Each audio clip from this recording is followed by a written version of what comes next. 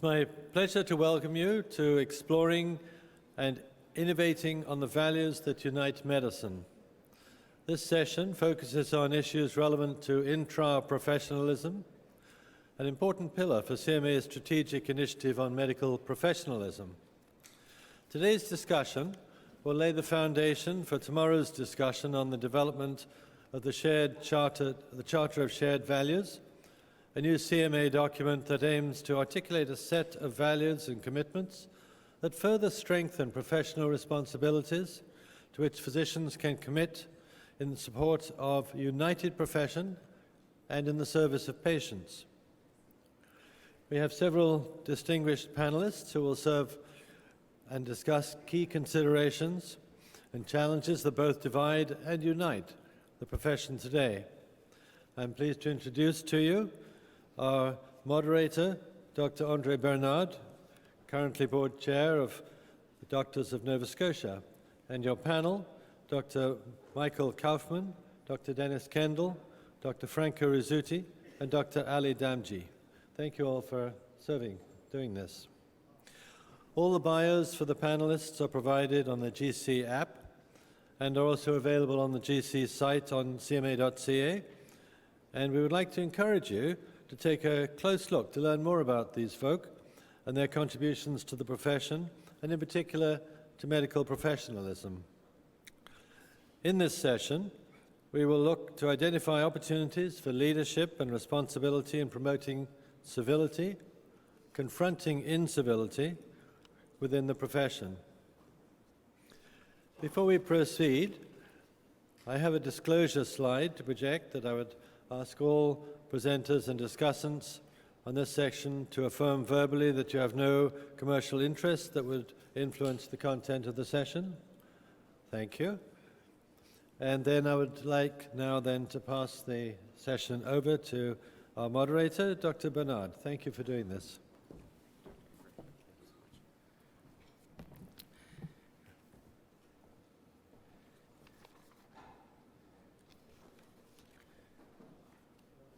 Welcome back from lunch, everyone. I apologize, I wasn't able to take part in that. I was preparing for this session, but I understand it was all about innovation.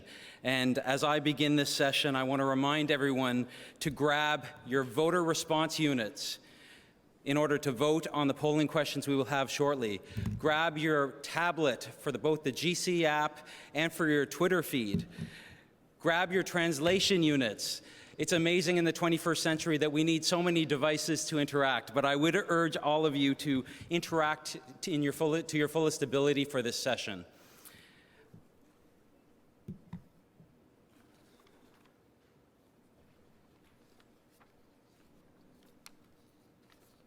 Pardon me.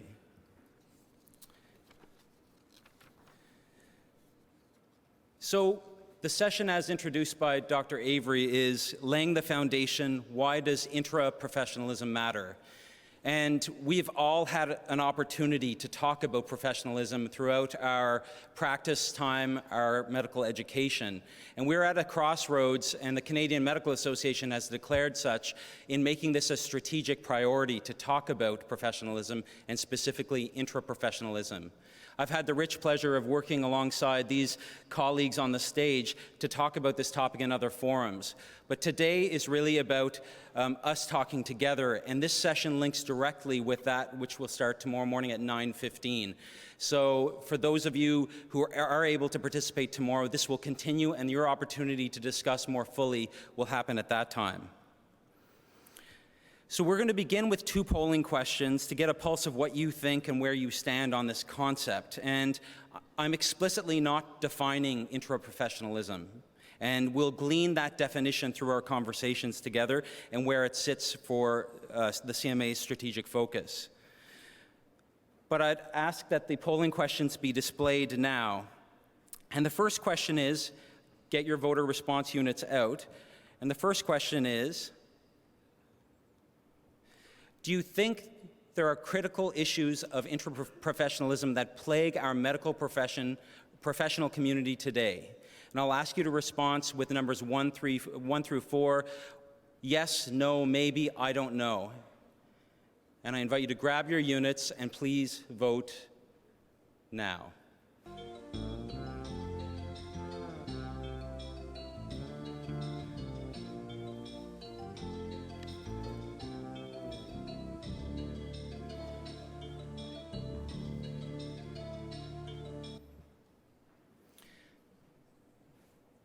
So we see a resounding affirmative to that question.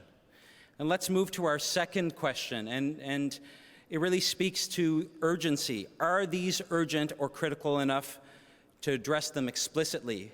Us as a profession, us as a CMA, us as doctors. So again, your responses are yes, no, maybe, I don't know, with 1 through 4. Please vote now.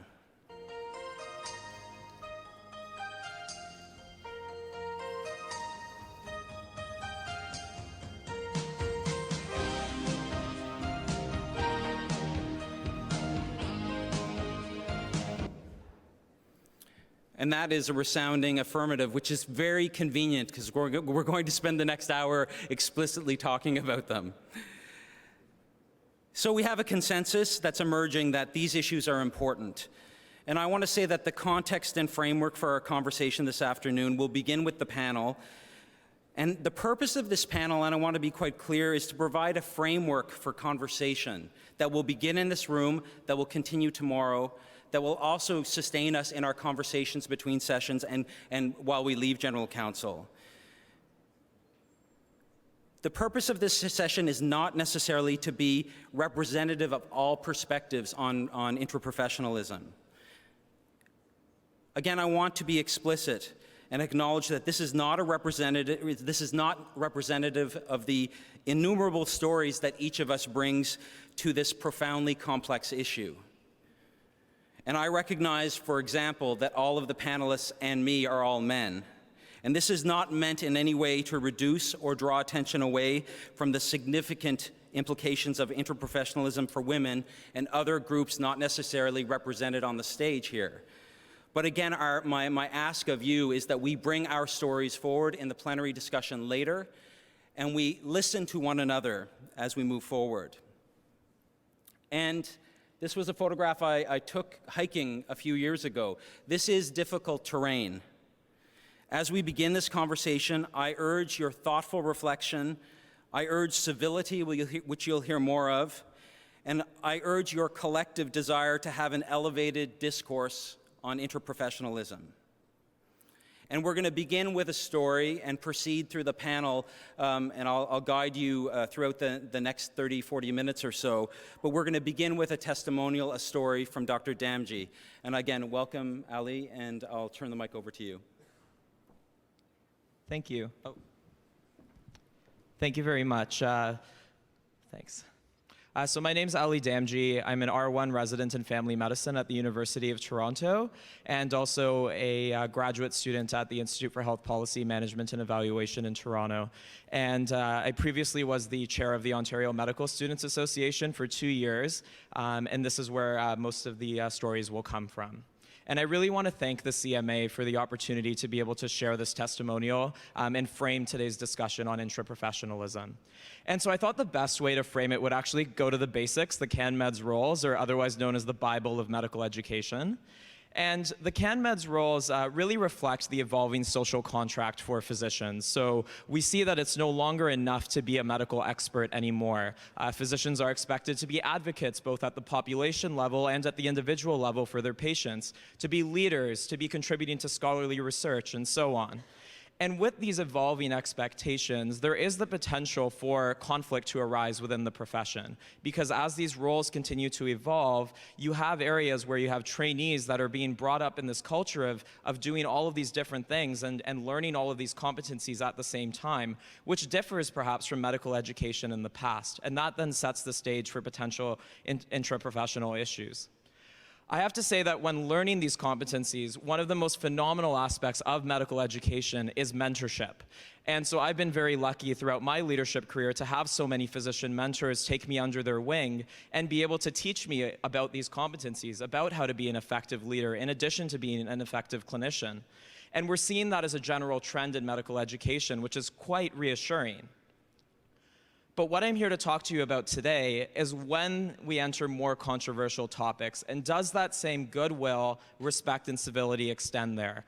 And I'm going to be speaking about my experiences as chair of the Ontario Medical Students Association during a particularly challenging time in the province that many of you will be familiar with. It was during the time of the 2016 Physician Services Agreement, as well as the subsequent governance renewal that occurred. And I have to say that these experiences really shook me in terms of how I perceived the medical profession and how we treat one another, because prior to that I had encountered nothing but support. And so to just frame the discussion a little bit, essentially during that time of the Physician Services Agreement, my association decided, like many other groups, to endorse the contract, and that put us in opposition with other parts of the profession that didn't agree with the particular decision, and that then set up the stage for these particular conflicts. And so before I move on and actually talk more about the behaviors that occurred, I wanted to briefly draw your attention to this quote from Dr. Donald Berwick, which is that if you don't think healthcare is about power, you haven't been paying attention. And I think with power, we typically tend to think about it between doctors and patients, and that definitely is true. There is definitely a power differential there. But there are huge power differences and hierarchies that exist within our medical culture itself and within our medical education system. And I think any discussion about intraprofessionalism has to start with us recognizing the power and privilege that exists within our profession. So now I'm going to show you just a snapshot of some of the various things that my colleagues and I encountered during this time to show sort of these instances and what can occur when these power differences are abused. So it first, started off as derogatory remarks about someone's character, and in particular mine, after I had made this certain decision about supporting the agreement. It then moved on into actual career threats, so medical and politics careers being over before they began. And it's important to keep in mind that when students and residents, and really anyone for that matter, is participating in leadership work, it is voluntary. It is something on top of their clinical responsibilities that they're doing. And so to encounter this type of thing when especially when you're so junior in your training like I am, it's really disheartening. In some cases, the power difference was just laid out completely bare to show that as a trainee, I shouldn't be speaking out and contributing to these types of discussions. And some were just completely profane and just completely inappropriate. This one's interesting, and it's actually quite relevant to this particular meeting, and it speaks to the broader culture within medicine where, unfortunately, when we participate in leadership work and non-clinical work like this, it's not valued by our colleagues and often is met with a lot of horrible commentary and response. And so in this particular case, this was to me while I was attending the CMA meeting last year. This one is also quite interesting as well, too, because it shows that this is not a trainee issue exclusively, and I would not want to give that message today. This is something that affects our profession as a whole. And this shows two important things. One of them is the element of specialists versus generalists and some of the derogatory remarks that occur in this setting. And this was done in person. This wasn't done online. And this was something that I overheard. And the second thing here is it also shows the misogyny that exists in medicine as well, too, where this female physician was being judged and being subject to these horrible remarks on the basis that she wasn't working a full clinical week, which is completely unacceptable in our profession for that to still be the case. This is going more towards the informal sort of career threats that students received during this particular time. And this again shows that these things don't just occur online. This is not purely a social media issue. People treat one another like this in person in very public settings like council meetings. This speaks to the elements of the hierarchy and the fact that there is so much power that physicians can hold over junior trainees, and they can be abused, and you can be subject to remarks like this that are completely irrelevant to what you're talking about at the time, but it's known that that's a way to coerce behavior. And this one was the most distressing and the most public of the ones that happened to me. And essentially at this point, this was an individual representing a group of physicians who went as far as to actually threaten my residency position. And this was weeks before the match was supposed to occur. And I think any of you can appreciate, having gone through the match, just how anxiety-provoking and how stressful that process is to begin with. And to have this occur in such a way was honestly, I can say, one of the worst experiences in my professional life. And it's simply inexcusable. I want to pause for a moment, though, and recognize that this issue isn't just about me. And I would liken our issues with intraprofessionalism to a chronic disease. It's something that's existed in medicine for a very, very long time. And all that's happened to me is an exacerbation of that chronic disease. And effectively, what's occurred at this point is because of the advocacy that I did to try and protect my match, the Toronto Star ended up publishing a story about it, sort of collecting a lot of different issues that had occurred in Ontario. And that has now brought things to a head, and that has brought things into the public space and into the profession's eyes as well, and our medical regulatory authorities too. So now this issue is right in front of us, and we have a very, very challenging choice for us to make. We can choose to confront the issue, or we can choose to dismiss it. And so some physician leaders had suggested that this will pass, it's an important issue, but at the same time, let the Toronto Star move on to something else. Bullying in medicine is something that's been here for a long time, but let's move on. And I'm here today to challenge that and to say that we absolutely should not do that. We have a critical decision to make, and we have an opportunity to really challenge these behaviors that have gone on for far too long. And the way that I'd like to frame it is going back to those CanMeds rules. So first of all, with professionalism, respect is paramount, and we need to have a zero tolerance for this type of behavior. We've let it go on for far too long. And I think we take such a dim view when abuses of power occur in a clinical environment. If a doctor uses their power and privilege to disadvantage a patient, we take a very dim view of that. Yet we don't seem to do the same when we do that to one another. And I think that is also a very serious thing. As advocates, when we see it, we need to speak up. And unfortunately, initially, when I was encountering this behavior, there was very little people speaking up, especially on social media and in that public space. And that's a real shame. And we need to protect the vulnerable, especially our trainees. For me, I was a little bit lucky because since I was involved in medical politics, I knew who the registrar of the college was and all the deans of medicine, so I could advocate for myself and protect myself. But that's not the case for all trainees, or any physician for that matter who encounters this type of behavior. So collectively, we need to do something about it. As communicators, our words hold power. Every word we say holds power and privilege behind it, and we need to be cognizant of that every time, no matter the media that we're using. As collaborators, we are all colleagues, and that includes the junior colleagues as well, and we should treat one another that way. We all went into medicine for the same reason, to help others and to care for our patients. So there's no reason for us to be cutting one another down. We should be building one another up and respecting one another in this profession. As scholars, if we know something is wrong, we need to make it better. And we know this is wrong, and we know it's been going on for a very long time, and we have not done much about it. I want to provide the burning platform for today as well, too. And so one of the burning platforms that's often stated is that if we don't get our act together, someone will do it for us. And I agree, that is an important burning platform. But let me suggest another one to you. If trainees continue to experience this bullying behavior, be threatened about their residencies, told they will never get a job, get sworn at, in a few years, who is going to be in this room today? And the last role, of course, is leader. And that's what I'm here to ask of you today. On the 150th anniversary of the CMA, how are we going to lead? Thank you.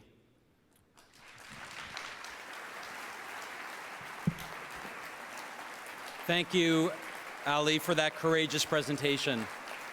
I'm going to ask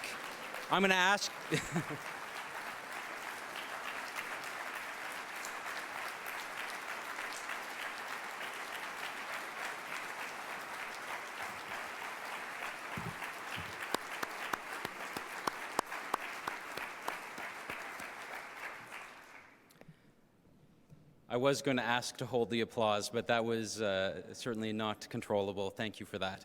I'd like to now shift our focus from Ali's very personal story that he had the courage to tell to that of Franco's perspective as president of the Canadian Federation of Medical Students from an organizational perspective, what this issue means from the perspective of learners. Franco.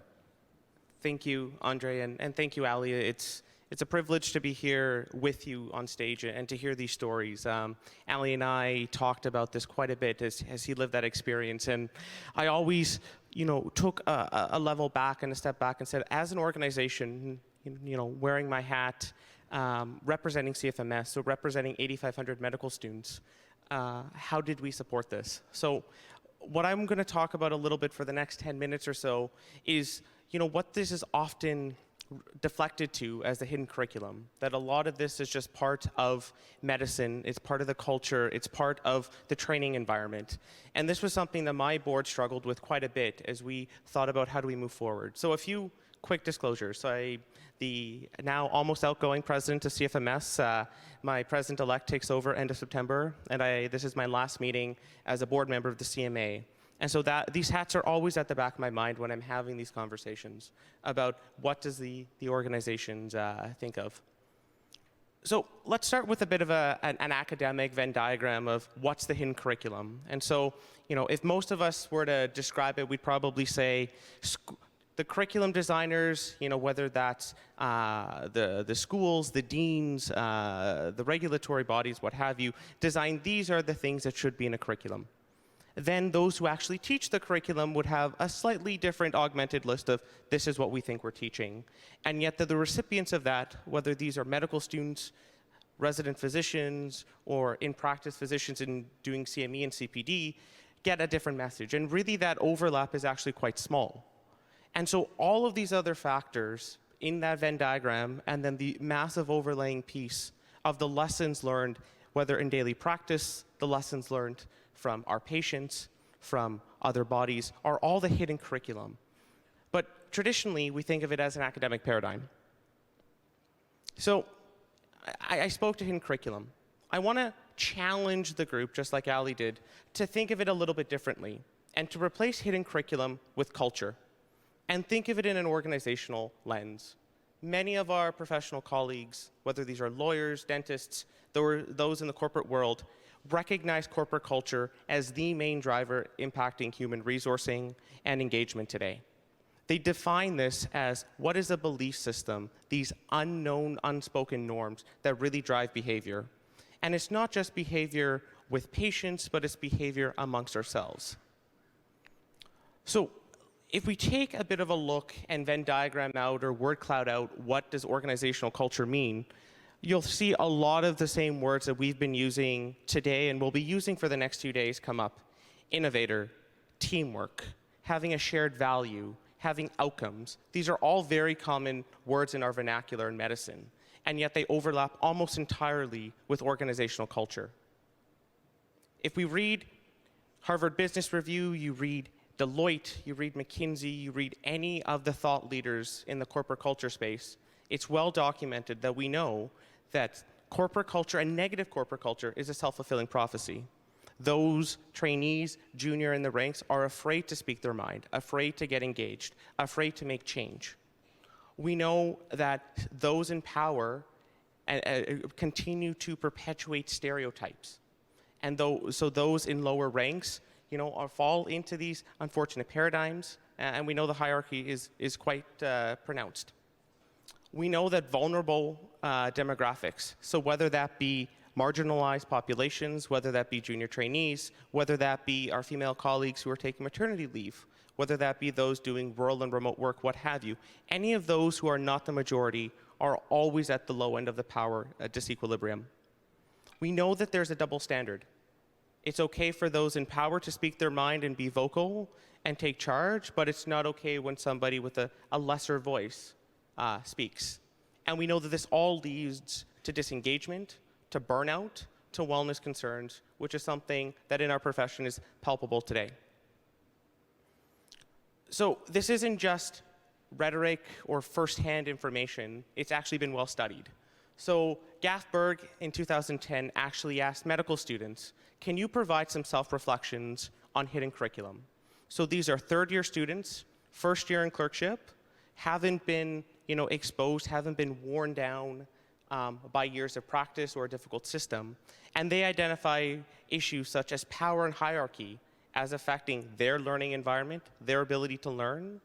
It leads to dehumanization of patients. It actually impacts patient care. So what we came to medicine to do is an unintended consequence of this hidden curriculum. We talk about hidden assessment. We actually, we game the system. We're taught to game. The CARMS match has pieces of a game built into it, and that's the conversation you'll hear amongst trainees. We talk about the suppression of emotion, and the list goes on and on. All of these things that we could sum up to burnout, can sum up to disengagement, actually have a stemming heart in culture.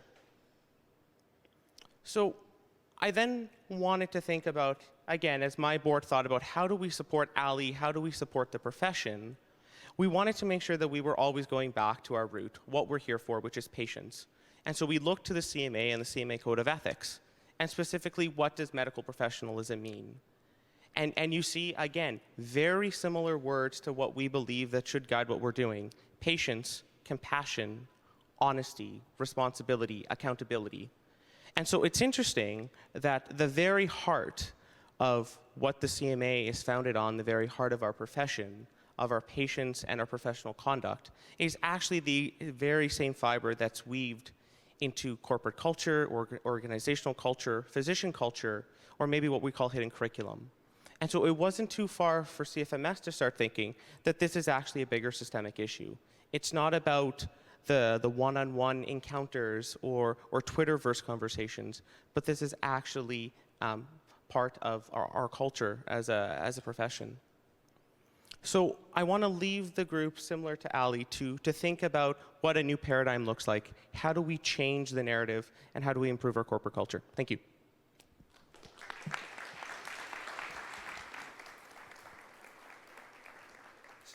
So shifting the frame again, I invite Dr. Dennis Kendall to speak from the perspective of the system level. Over to you, Dennis. Thank you. Okay, thanks. So I want to commend the CMA for bringing bright young leaders or profession to take part in this panel. Their development of leadership at this stage is incredibly impressive. So they represent our youth and our future, and I'm a senior citizen. And so I'm going to bring a perspective, I guess, over the course of my career. So I practiced family medicine in Saskatoon with a significant interest in obstetrics. I was attending about 135 deliveries a year, and as a consequence would spend a fair bit of time at the hospital, St. Paul's Hospital, where I practiced. And at that time, the surgeon's lounge still allowed people in street clothes and screens to mix, and so spending some time in the surgeon's lounge was part of my daily routine.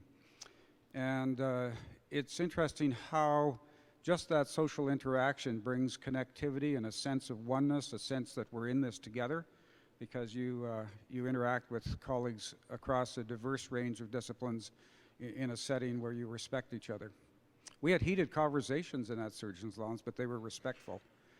I served as president of the medical staff for a while at St. Paul's, and I had a sense that back in the days when we were organized around a particular hospital, which still does continue in Ontario, but in the rest of the country where we've gone to regionalized governance, the concept of a hospital-based medical staff has disappeared. So we've lost that opportunity for socialization and development of relationships. I served as president of the Saskatchewan Medical Association in 79-80, and I think at the upper end of that organization we were very cohesive, but we had regional groupings where we'd meet across the province. And in those days, those were really well-attended meetings, and there was a lot of relationship building that occurred there. Today, in Saskatoon, there's about probably 900 physicians in the Saskatoon Health Region. We're lucky if 20 to 30 physicians show up for regional medical association meetings, and frankly, most of them have graying hair like me, and we don't see that sort of engagement. So we've lost the capacity to some extent to forge a shared identity. We've gone infinitely more to allegiance with our particular specialty discipline, and we tend to perhaps align ourselves with how we are compensated, how we work in terms of whether we're full-time, part-time. There is gender differences, and it's okay to be different because diversity is richness. But what troubles me is when we then attack each other based on our diversity, which is terribly corrosive to our profession. So, and reflecting on the fact that, you know, we heard accounts from the student years about how this plays out. I just downloaded a couple things from online I just want to read to you quickly. One is called "For the Love of Medicine, Remedies for Surviving Specialty Shaming." It's a female medical student on a surgical rotation. She writes, "You're making a terrible decision." The surgical fellow was on a rant. "I stood silently for some 30 minutes trying to maintain my composure as he criticized my decision to apply for pediatric residency." His view was based on the fact that pediatrics is a team-based field. He says, when people work as a team, everybody needs to have their own say and nothing gets done. In surgery, we decide what needs to get done and that's it. End of story, no questions. So even at that early stage, we see the evidence of a discipline shaming another discipline, putting them down based on the fact that they view them as wimpy or whatever. Another really interesting piece from a medical anthropologist, Eve Purdy-May, and she writes, "From the first day of medical school, we were told we were entering a new group. We were warned that we would change. We would learn a new language and we would learn to think differently. We would learn to dress and behave accordingly. Once we matched into a residency program, we became even more focused. Each specialty group, even within the same institution, has wildly different ways of functioning.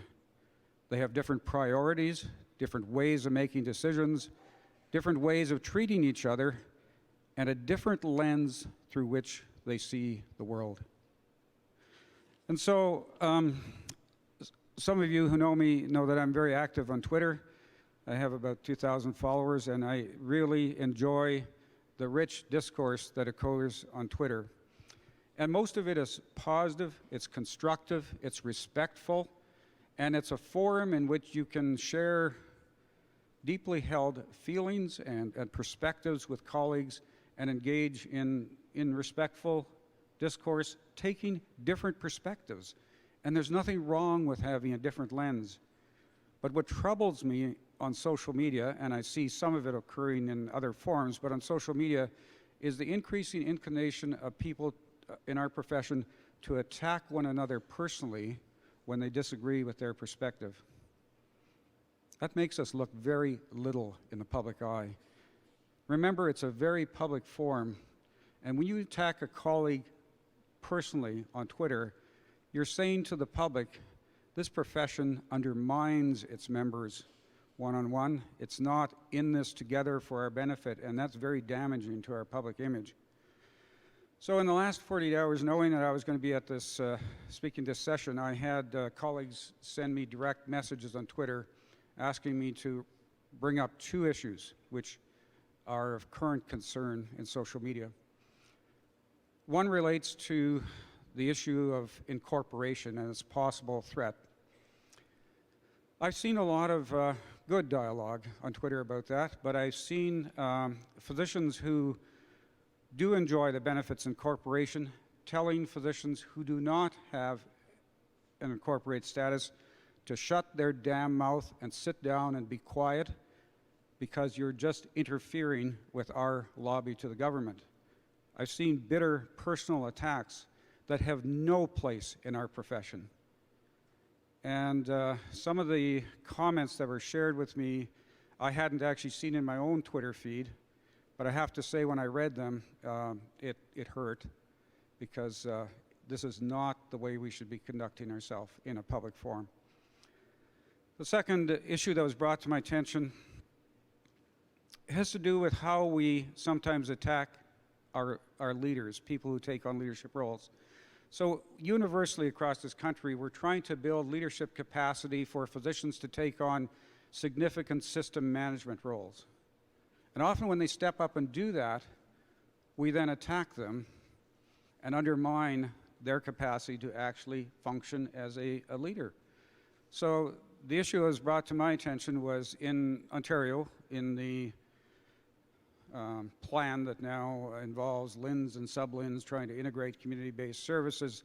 There's opportunities for physicians to step up and take on part-time management roles. And I saw comments on social media calling these colleagues LHIN scabs, encouraging their colleagues not to backfill on call when they do their administrative work, and to do everything possible to undermine them so that that whole process would fail. And that is something that really needs to be called. And I agree with my young colleagues, when we see this behavior, we need to call it and let our colleagues know it's just not acceptable. Thank you very much. Thanks, Dennis. So the frame again is shifting, and it's my pleasure to invite Dr. Mike Kaufman to close out the panel by offering a different perspective and helping us think about this perspective, this issue from another perspective, and that is civility. So over to you, Dr. Kaufman. Thank you, André, and thank you to the CMA for inviting me to participate in this vitally important discussion, and to my panel colleagues as well, of course. So, let's see. For the last 20 plus years, I've been the medical director of the OMA's Physician Health Program, retired recently. My colleague Joy Albuquerque is sitting over there, who took over, who was recently invited me to come back and help out a little bit. So I'm very happy to say I am doing that. And I say that because along the way, referred to our program were doctors who are distressed and troubled with their behavior and troubling to the people around them.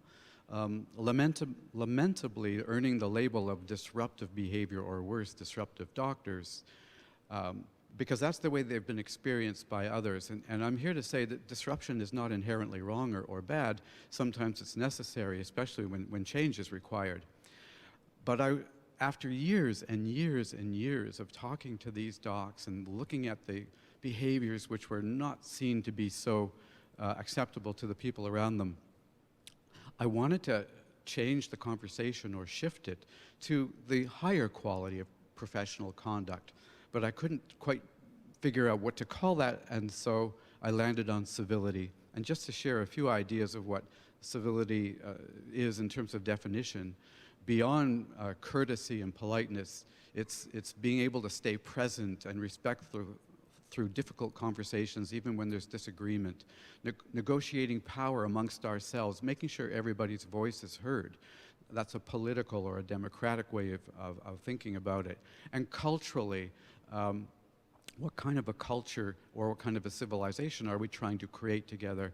Similar ideas, actually, to what I've been hearing my colleagues here share. This is my Venn diagram. We all seem to have one.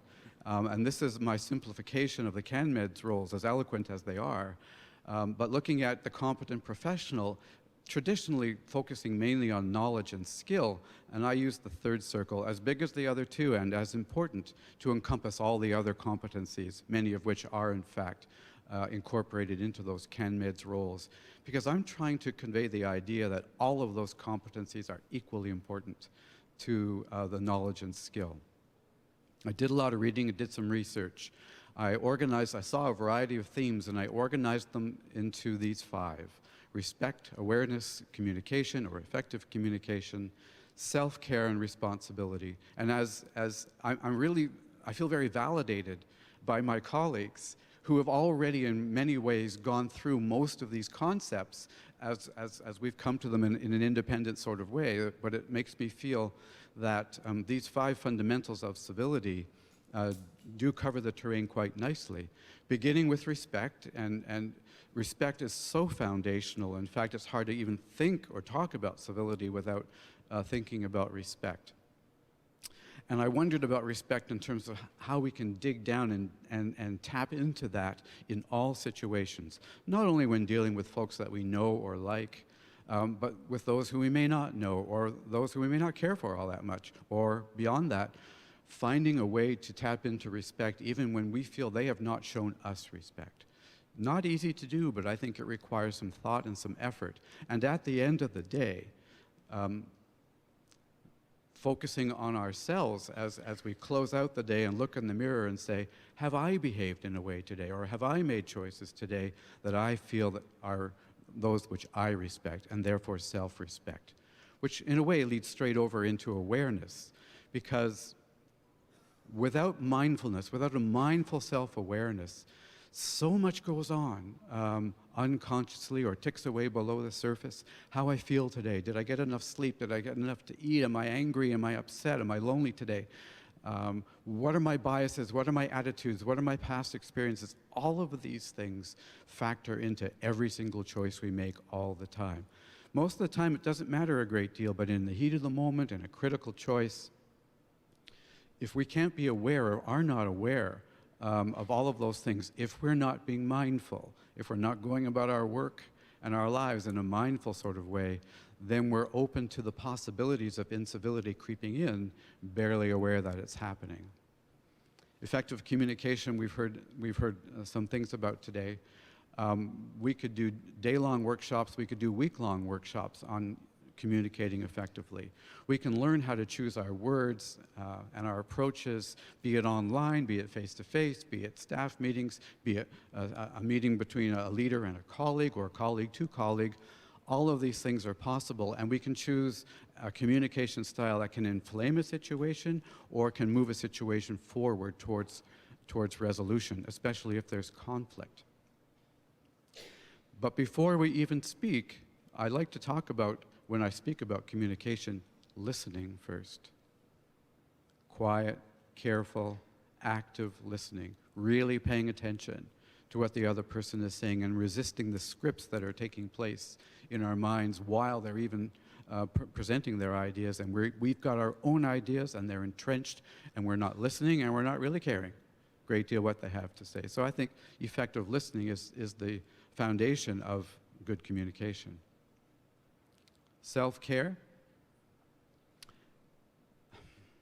Stress, distress, leading to burnout is something that's endemic in our profession. We've been talking about that. We'll be talking about it much more. And here I'll make a quick plug for the Canadian Conference on Physician Health 2 weeks from now, where this will be a very important theme throughout that meeting, both individual and systemic, as we look at burnout, its antecedents, and all of those factors. But as a colleague of mine in British Columbia said, when we're stressed or burned out or on the edge, it's the shoot the first thing that moves phenomenon. Hard to be civil when you got no reserves left. So taking good care of ourselves, practicing what we preach, at least for those of us who do preach it, not just a good idea, I think it's mandatory. I think this is a responsibility that we all have, which then brings me to responsibility. And when I first imagined this domain in terms of how we think about civility, I was primarily thinking about taking responsibility as an individual. I've spoken to hundreds of doctors who have been sent to speak to me because of the situation and circumstances in which they find themselves in their hospitals or their workplaces, where seriously they are all trying to convince me in no uncertain terms that they're there by mistake, that the responsibility and the blame lies everywhere else, and not with them. And I learned from that it's a difficult conversation to try to pry open enough self-awareness for an individual to actually take responsibility. But beyond that, I think civility requires personal responsibility for all of the learning these fundamentals and learning the skills that goes with them, practicing them, putting them out there, modeling them, teaching them, and living them. Not only as individuals, but within teams, within departments, within hospital environments, and beyond. Our responsibility is collective in that way, just as you've heard here. And I spend a great deal of my teaching time, whether it's around distress or whether it's around civil conduct, learning how to respond to everyday incivility and learning how to respond when a colleague or a friend has behaved in a way that, you know, our intuition tells us this is not right, this is not civil. Whether it's online or whether it's at work, we as individuals, as leaders, whether it's a small L or medical leaders with a capital L, need to learn the considerable skills. It's not easy at all. Need to learn this considerable skills to offer support, to speak up, to intervene when necessary, to create policies and procedures to respond to these situations. Very few hospitals or institutions have done a great job of that. The metaphor which the slide depicts is the broken window metaphor, which comes from a colleague, Sharon Bardavid, and she learned or read about this metaphor elsewhere. It's elegant and it's simple. If you're walking through a neighborhood and you see doorways boarded up and windows broken and not so many people around, and you get a little nervous, you get a little on edge, and you think this is not a place really where I want to be. May not even be safe, may not be comfortable for me here. I mean, I feel vulnerable here. As compared to neighborhoods and environments where those windows are picked up on quickly, they're repaired, things are put back in order, and we look around and say, right, this is a place that respects itself and respects its culture and respects the people who live and work in this place. It's a place where I want to be. It's a culture that I want to honor and be a part of. So just another way, another metaphor, repeating and emphasizing what my colleagues here have already said. I've observed in teams and departments and cultures where incivility is common, if not rampant, it seems to spawn more of that sort of behavior. Likewise, the reverse is true. And so as we come to learn at a conscious, overt, and deliberate level to practice and espouse and model and live concepts and realities of high-quality professional conduct, which I've been calling civility, that spawns more of the same. And these cultures then become healthier and more productive. At the end of the day, better for all of us who work there and better for those that we serve. Therefore, what I mean by that is our patients, obviously. So I appreciate the opportunity to share these ideas. I really appreciate the opportunity for you all to consider the language and the concepts of civility as you go ahead to have the following conversations, really important, about the Charter of Shared Values to come. Thank you. Thank you, Dr. Kaufman.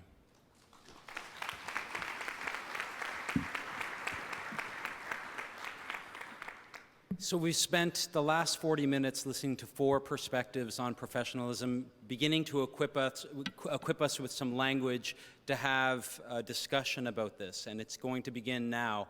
I'll remind everyone you can submit questions via the CMA GC app in English or in French. We have staff, Cecile, on the mic that will be directing those questions. But at this point in time, this is an opportunity for conversation, and I'd ask the question slides to be displayed right now. Next slide. 2 questions are on the board. We're going to come back to them tomorrow as well. What are the opportunities for leadership and responsibility for promoting civility and confronting incivility within the profession? What are the shared values and shared commitments of our profession to which we should aspire, and why? These are just ideas, and right now this is your opportunity to contribute to the discussion and add to it. So I'd like to go to mic number 3 and then number 4. So let me start by thanking everybody on the panel. This is such a critical topic. Oh, by the way, I'm Dr. Gillian Ratty. I'm from Calgary. Hi. So thank you again. This is a critical topic. I appreciate that we're discussing it. I think we need to be discussing it constantly. And there was some reference by some of the speakers made to the role of gender in all of this. And I appreciate that that was sort of part of the discussion so far. I do have to say, however, that I think it is not the way forward to have men discussing those things at the panel level.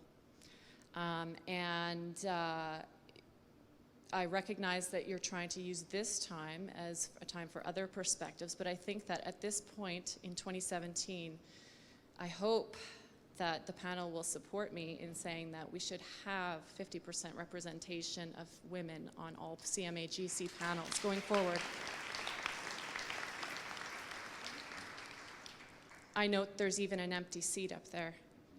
So I truly and respectfully will hope that we consider that perspective, given that 50 to 60% of medical students are now women coming into the profession. So thank you very much for listening to me. I guess I don't really have a question other than to insist upon gender parity at all future GC Council panels. Thank you. Thank you, Jillian. We'll go to mic number 4. Good afternoon, Kaif Pradhan, emergency physician from Toronto and Hamilton. First, I really want to commend Ali and Franco for their bravery in getting up there and talking about their experiences over the last year. It's been a particularly trying time, I think, in Ontario and nationwide to be a trainee advocate. And there's been some remarkably unfortunate things said, both online and in person, to resident and medical student leaders across the country. And I really want to speak to the first question and really get the panel's views, and I'm looking again to Ali and Franco for their views, for opportunities for leadership and responsibility in promoting civility. And I think one of the struggles that Ali and Franco both identified was that when trainees were attacked online or in person, there weren't a large number of staff physicians, preceptors, supervisors, faculties of medicine, national institutions that came to their defense in any particularly meaningful way. Personal support when addressed sort of in person and in forums like this, but no real systemic institutional response, and no systemic response from the individual preceptors, whether that be online or in the clinical setting, to say, no, this behavior is really not acceptable. And so I think, as Ali and Franco both pointed out, what we really need is a broad cultural shift in the acceptability or lack thereof of this type of behavior.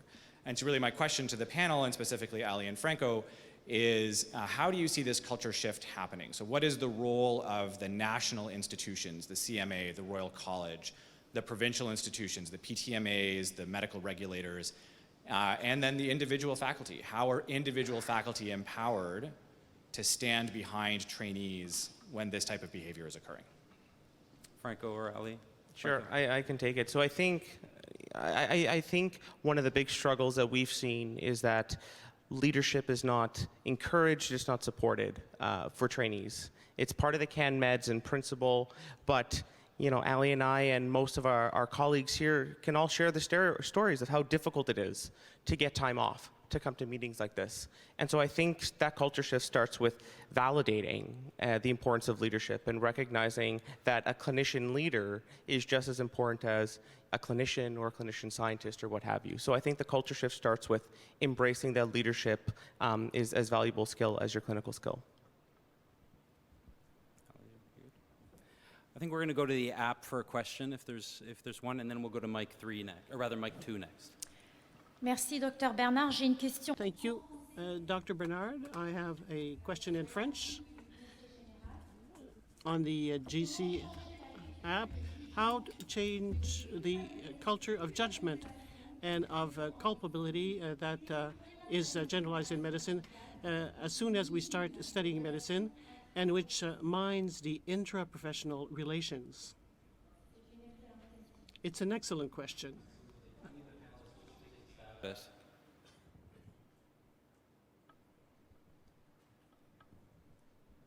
Dennis?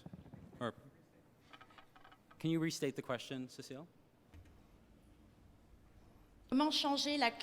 How to change the culture of judgment and culpability that we see in medicine as soon as we start studying medicine, and which undermines intra-professional relationships. So the perspective of the beginnings of these behaviors and attitudes. Dr. Kaufman or Dr. Kendall?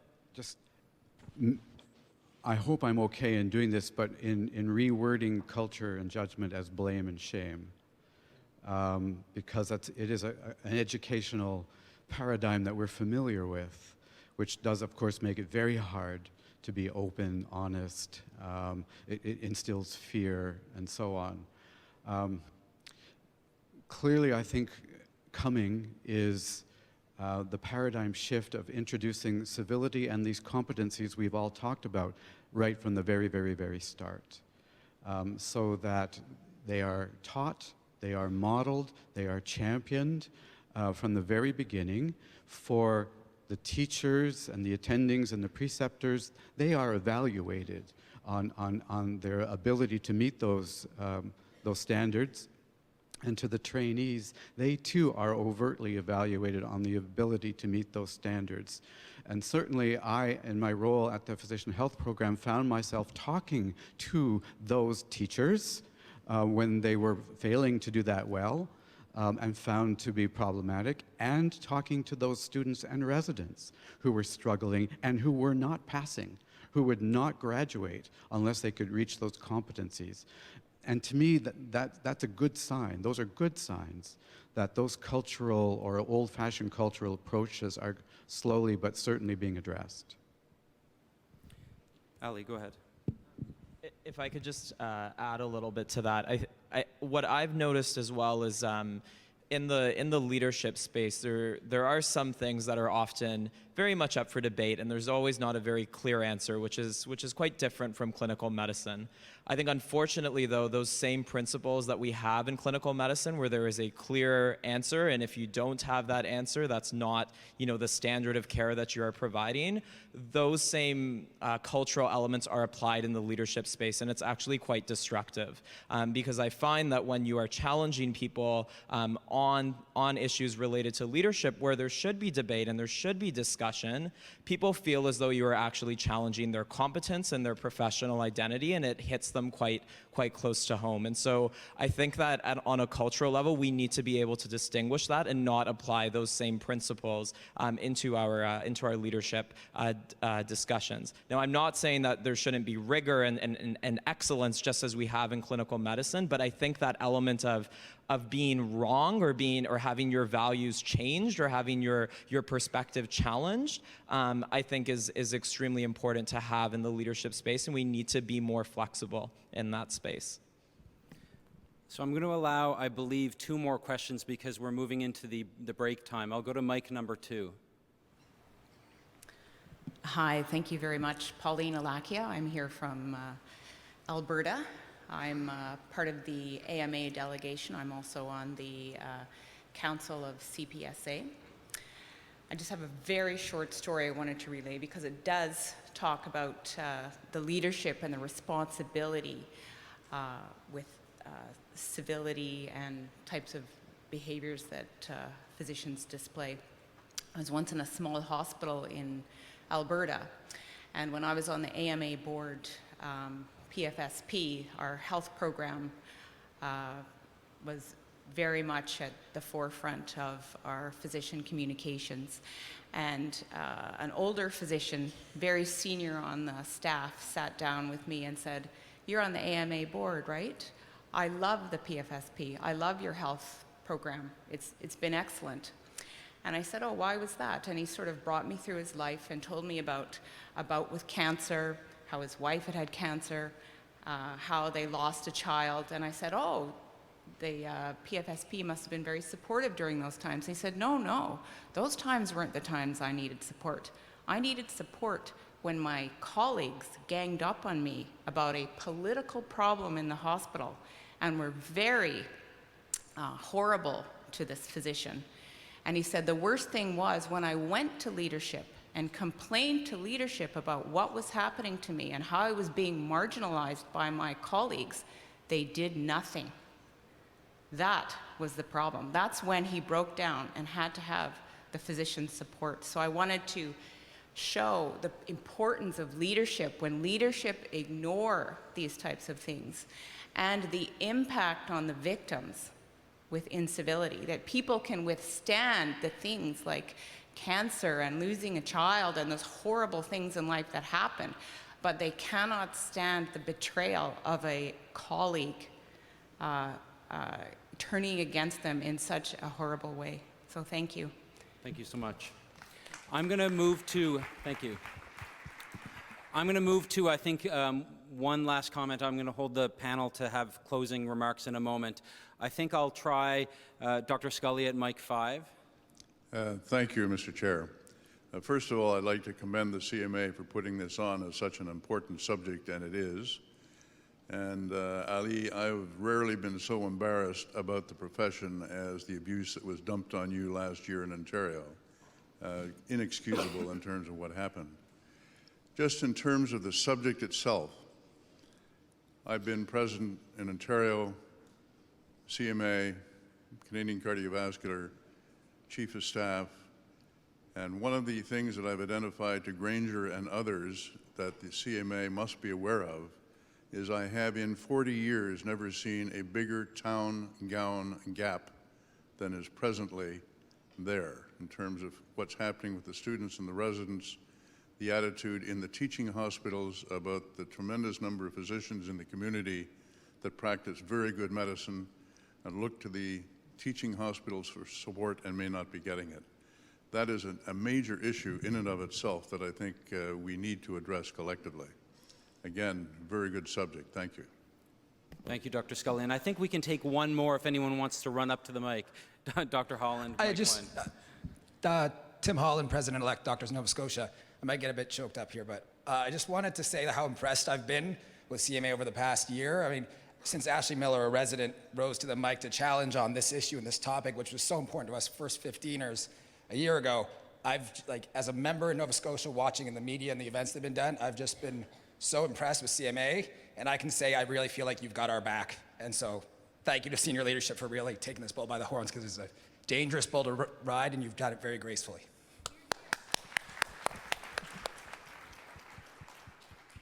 So I'm going to ask or invite the panelists now to spend 30 seconds each. You've done a marvelous job of keeping on time. To give your final closing thoughts on your reflection of what you've heard from one another and from the GC gathered here as well. So we'll start maybe with you, Ali. So again, I would first of all just want to express my sincere appreciation to the CMA for enabling a safe space to be able to talk about these types of issues, and to the delegates here today as well for listening to my story and for all of your thoughtful commentary and for sharing the stories around the room today. I think that, again, this is a very critical juncture for us, and that we have a real opportunity to make a huge difference in our profession. And so what I would challenge everyone in the room today is to not just let this go as, an interesting session where we got to see some pretty, crazy stuff on a PowerPoint, but actually let's turn this into a movement. Let's not let this go down silently, and let's take action. From today, whether it's in your community and you're noticing someone who's behaving uncivilly, speak up today. We can start that movement from that one individual. So again, thank you very much for the opportunity. Hold your applause till the end, please. Franco. Thank you.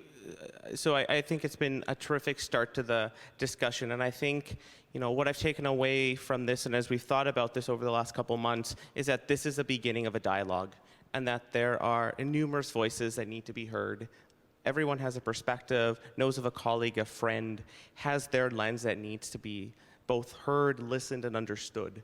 And so that's the challenge to the group, is as we move forward to develop this bold new charter, I think we need to take time and make sure that we're giving the opportunities for everybody to participate. So I would just reinforce my last word that if you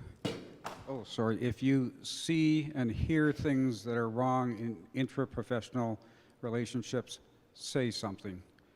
What you permit, you condone. And so all of us, particularly in relation to trainees and vulnerable colleagues, when we see a colleague or hear a colleague saying things like this, we need to speak up in the moment.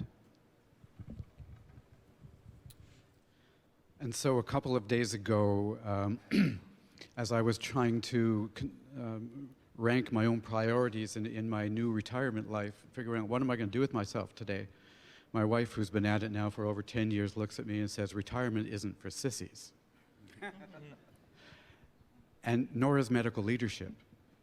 And here we are. For me, for the past several decades, 2 decades anyway, I've been swimming in these shark-infested waters pretty much by myself, it's felt like, for a long time. And here we are at GC in front of all of you delegates, having what is, to me, an incredible and incredibly important conversation, very encouraging. I also want to say, on a more of an upbeat note, that the struggling medical leaders that I've spoken to over the years who really weren't well trained to manage this were good people, themselves distressed and struggling. And the doctors themselves who were referred to me to talk about all of this and to try to work towards a solution also distressed themselves, also good doctors and good people. We are good people together, and I am so grateful to the CMA and other branches of medical leadership for bringing, and my young colleagues who are amazing leaders coming, for bringing this really, really important issue right up to the fore. And I look forward to the conversations of the next day and beyond. On behalf of all of you, I want to thank the panel for their rich contributions, and I want to especially thank you for the delegates and observers of GC for participating in this session and in advance for tomorrow morning's session, which will be largely spent in small groups starting at 9:15.